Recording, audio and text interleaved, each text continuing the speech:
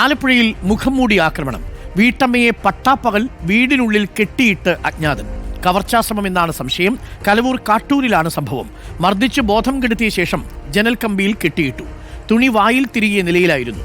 Sarath SS ചേരുന്നു കൂടുതൽ വിവരങ്ങളുമായി. ശരത് SS, പട്ടാപ്പകലാണ് ഒരു വീട്ടമ്മയെ ഒരു അജ്ഞാതൻ കെട്ടിയിടുക. മോഷണ ശ്രമമായിരുന്നോ? എന്താണ് പുറത്തുവരുന്ന വിവരങ്ങൾ ശരത്? അരുൺകുമാർ, മോഷണ ശ്രമം എന്നാണ് സംശയിക്കുന്നത്. അതായത് ഇന്നലെ രാവിലെ ഒരു 8:15 കൂടിയാണ് ഈ സംഭവം നടക്കുന്നത്. വീട്ടമ്മ തങ്കമ്മ പറയുന്നത് ഇങ്ങനെയാണ്: രാവിലെ ഒരു ഏകദേശം 8:15 അടുക്കളയിൽ അരി കഴുകുന്നതിനിടയിൽ ഒരാൾ പുറകിൽ നിന്ന് വന്ന് പിടിച്ച് തിരിച്ച ശേഷം മുഖത്തടിച്ച് തന്നെ വീഴ്ത്തുകയായിരുന്നു. ശേഷം അവിടെ നിന്ന് തലയിലും കൂട്ടിപ്പിടിച്ച് അതേപോലെ തന്നെ വലിച്ച് തൊട്ടടുത്ത മുറിയിലേക്ക് കൊണ്ടുപോവുകയാണ് ഉണ്ടായത്. ഫോൺ എടുത്ത് മകനെ വിളിക്കാൻ ശ്രമിച്ചപ്പോൾ ഫോൺ എടുത്ത് എറിഞ്ഞു പൊട്ടിക്കുകയും ചെയ്തു. ഒപ്പം അവിടെ കുടയെടുത്ത് തലക്കടിച്ച ശേഷം ഷാളെടുത്ത് തന്നെ ജനൽ കമ്പിയിൽ കെട്ടിയിടുകയാണ് എന്നുള്ളതാണ് തങ്കമ്മ പോലീസിൽ നൽകിയ മൊഴി.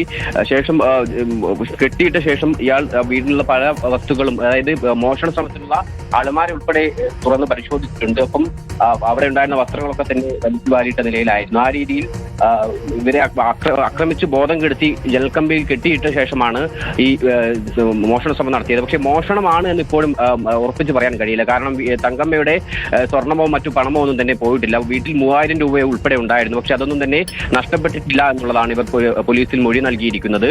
ഇന്നലെ ഒരു 12 മണിയോടുകൂടിയാണ് മകൻ വീട്ടിലെത്തിയ സമയത്താണ് അമ്മയെ ഇത്തരത്തിൽ വീട്ടിൽ കെട്ടിയിട്ട നിലയിൽ കാണുന്നത്. മകൻ എത്തിയ സമയത്ത് വീടിന്റെ മുൻവശം പൂട്ടിയിരുന്നു. പുറകുവശത്ത് അമ്മയെ അന്വേഷിച്ചപ്പോഴാണ് പുറകുവശത്ത് വാതിൽ തുറന്നു കിടക്കുന്നത് കണ്ടത്. തുടർന്ന് അകത്തെത്തിയ ശേഷമാണ് അമ്മയെ ബോധരഹിതമായി കാണുന്നതും പിന്നീട് ആശുപത്രിയിൽ എത്തിച്ചു. അവിടെ നിന്നാണ് തങ്കമ്മക്കാരും ഉൾപ്പെടെ വ്യക്തമാക്കി പറയുന്നത്. മകൻ മത്സ്യത്തൊഴിലാളിയാണ്. ജോലി കഴിഞ്ഞ് തിരിച്ചു വന്ന സമയത്താണ് എന്തായാലും അമ്മയെ കണ്ടത്.